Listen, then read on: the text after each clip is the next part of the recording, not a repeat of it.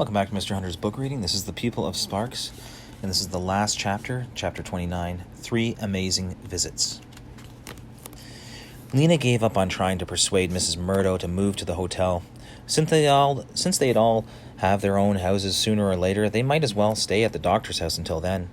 Besides, Mrs. Murdo was so intent on learning to be assistant doctor that it seemed unkind to take her away. Lena and Maddie took on the job of harvesting and preserving the produce from the doctor's vegetable garden.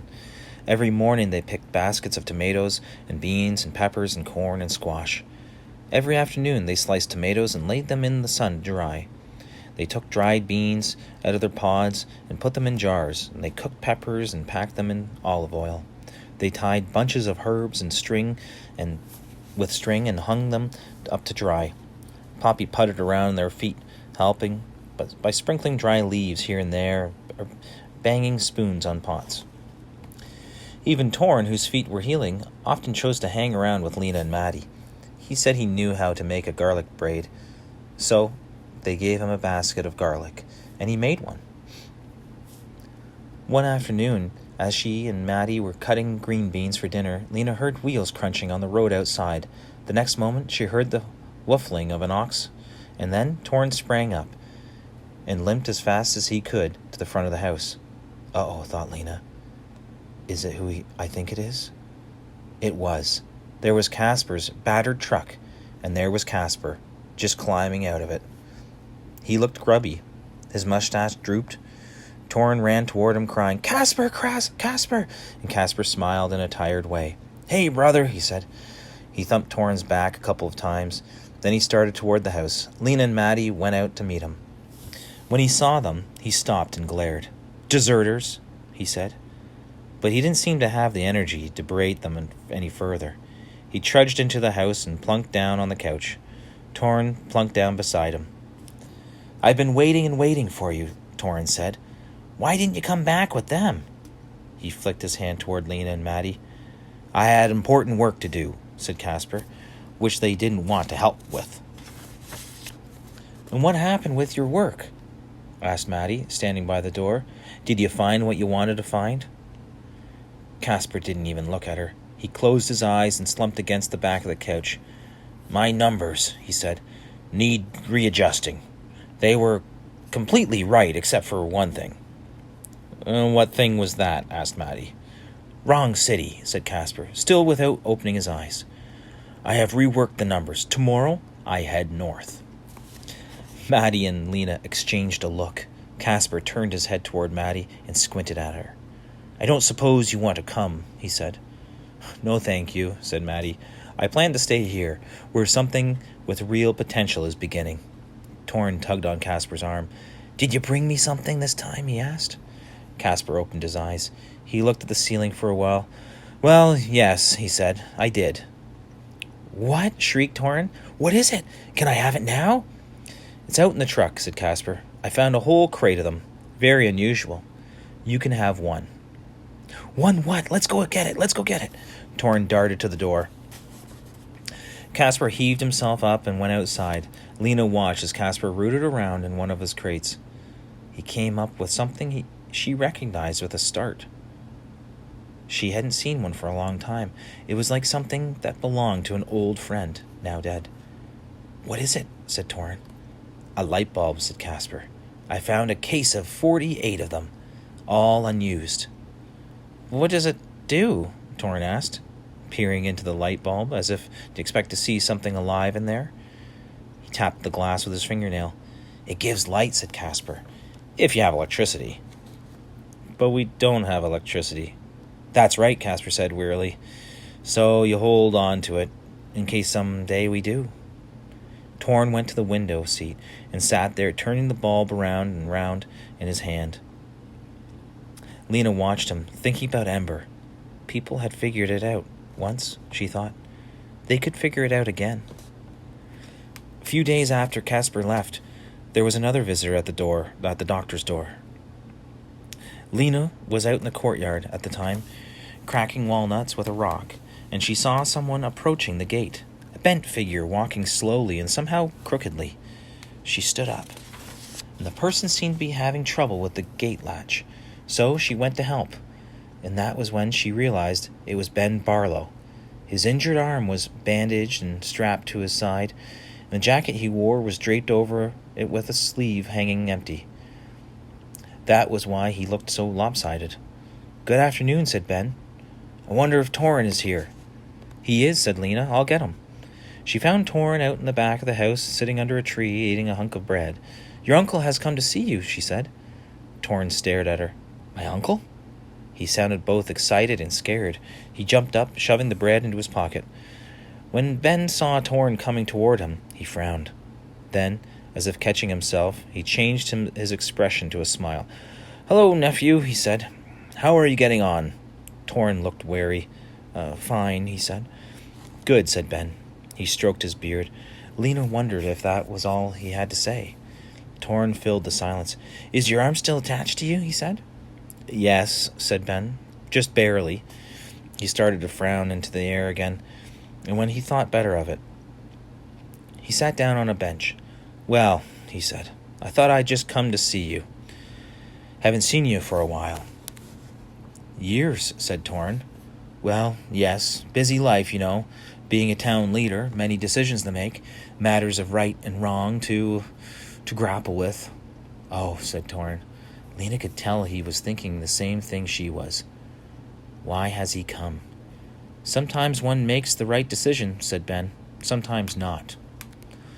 "I guess so," said Torrin. Ben readjusted his bandaged arm. Lena saw that his beard was not as neatly trimmed as usual. Probably he had a hard time doing it with his left hand. She was pretty sure Ben didn't have a wife. She'd never heard mention of one. "Well," said Ben, "you were fortunate, weren't you, getting pulled out of that tree?" "Yes," said Torrin. "I am forced to acknowledge," said Ben, "that it was my fault, that fire." I guess so," said Torrin. "An accident," said Ben, "but one that did not have to happen." "Uh-huh," said Torrin. Ben got to his feet with painful slowness. "So," he said, "enjoyable talking with you, no doubt. We should get to know each other. You must come by for a visit sometime, though of course I'm rarely home." "You're very busy," said Torrin. "That's right," said Ben. He made his way toward the gate with his limping step. As he went out, he waved over his shoulder with a good hand, but he didn't turn around. Slowly he started back toward the village. "That was an apology," Lena said to Torrin when Ben was gone. "He's sorry for doing what he did. I guess he's sorry for not being a good uncle, too. For not taking you to live with him." "Live with him?" said Torrin. He made a horrible face. "Well, I thought you weren't happy living with Dr. Hester," Lena said. "You never seem very happy." "I am too happy," said Torrin crossly. He sat down on the bench that Ben had just left and pulled the hunk of bread from his pocket. A few little birds were hopping nearby. Absently, Torrin tossed them some crumbs. He seemed to be thinking. "I like it here," he said to Lena, and he looked up at her with his eyes all round, as if he had only just discovered this himself. The next day, Doone came to the door of the doctor's house carrying a sack. Kenny was with him, standing slightly behind Doone and peering curiously past him into the room. "I have to show you this," Doone said to Lena. I made it with the present you brought me." "He's kind of a genius," said Kenny. "He's already showed me." Doone set the sack in the window seat. It was only just after dinner time, but the days were shorter now, and the sun was nearly down. Dr. Hester had already lit 2 candles. She and Mrs. Murdo and Mattie were sitting at the table shelling lima beans. Poppy was sitting with them, tearing the bean pods into pieces. All 4 came over to see what Doone had brought. Torrin came too. He was actually more interested in showing Doone what he had than in seeing what was in the sack. "I got a present from Casper," he said. "Oh, great," said Doone. But he wasn't really listening. Lena could see how excited he was about whatever he had in the sack. His eyes shone in the candlelight, and his hands fidgeted impatiently with the string around the sack's neck. When he got it untied, he reached into the sack and brought out a small device made of wood and metal. Some sort of machine, Lena thought. It had a coil of wire, and inside the coil she saw the magnet she'd she had given Dune. There was a handle that looked as if it would make something turn. Lena, not being much interested in machines, was a little disappointed. It was clear that Torn was disappointed too. Want to see my present from Casper, he said. In a minute, said Dune. Let me show you this first. Well, what does it do? asked Lena. Is it some kind of can opener? Asked Mrs. Myrtle. Or maybe it's sort of a mixer, said Doctor. Or a drill? Asked Maddie. Nope, said Dune happily, and Kenny, his face shining with the shared secret, whispered, nope, too. You won't believe it, Dune went on, but it makes electricity. I found the directions in a book called Science Projects, but I couldn't try it out because I didn't have a magnet. I didn't even know what a magnet was. But then you brought one to me, Lena. You brought one. And just the other day I remembered about this project.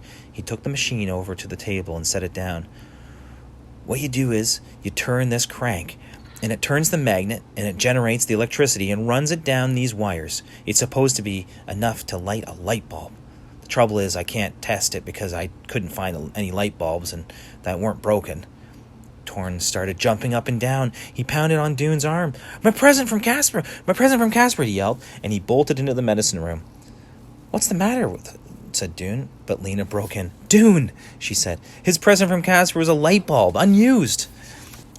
Torn came out of the medicine room, carrying the light bulb encased in both hands, walking now fast but with stiff legs, being extremely careful. You won't break it, will you? He said to Dune. Your experiment won't blow it up, will it?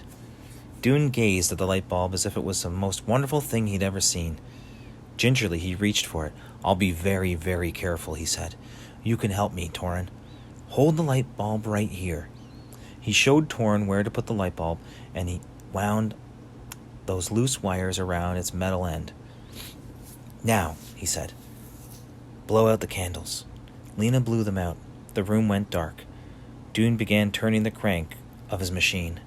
At first, nothing happened except that the magnet turned round, and Dune cranked faster and faster, and a glimmer appeared in the light bulb. First a glimmer, and then a glow, and then the bulb shone with a faint but steady white light. Lena shrieked. Poppy shrieked too, because Lena had, and both Doctor and Mrs. Myrtle gasped and broke into applause. Kenny beamed and glanced between the light bulb and Dune's face, and Torn was being too careful to make a noise, but his eyes grew wide and his mouth dropped open. For almost 3 minutes, until his hand got tired, Dune turned the crank of his machine round and round, and the Doctor wagged her head in wonder. Mrs. Myrtle turned her face away to hide her tears, and Torrin held on tight to the light bulb, even though it was getting very warm. Lena gazed at the light shining on everyone's face, full to the brim with hope and love and joy. She watched the light bulb shining like a promise in the night. And that is the conclusion of the People of Sparks.